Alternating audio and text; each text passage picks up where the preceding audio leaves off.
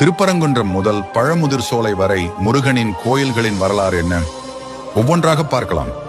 திருப்பரங்குன்றம் முருகனின் 6 படை வீடுகளில் முதலாவது படை வீடாக திகழ்வது. இங்குதான் முருகன் தெய்வானையை திருமணம் செய்து கொண்ட நிகழ்வு நடந்ததாக புராணங்கள் தெரிவிக்கின்றன. திருச்செந்தூர் முருகனின் அறுபடை வீடுகளில் 2ஆம் படை என்று போற்றப்படும் சுப்பிரமணிய சுவாமி கோயில் அமைந்துள்ளது.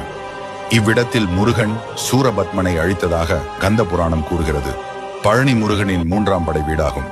நாரதர் சிவனுக்கு அளித்த ஞானப்பழம் தனக்கு கிடைக்காததால் முருகர் கோபம் கொண்டு ஆண்டியின் கோலம் பூண்டு இந்த திருத்தலத்தில் தங்கிவிட்டதாக புராணங்களில் கூறப்படுகிறது. சுவாமிமலை முருகனின் 4வது படை வீடு ஆகும். இங்கு முருகன் தனது தந்தையான சிவனுக்கு பிரணவ மந்திரத்தின் பொருளை கூறினார். திருத்தணி முருகனின் 5ஆம் படை வீடு ஆகும். இவ்விடத்தின் மலையின் வள்ளியை முருகன் திருமணம் செய்து கொண்ட தலமாகும். பழமுதிர் சோலை முருகனின் 6ஆம் படை வீடாகும்.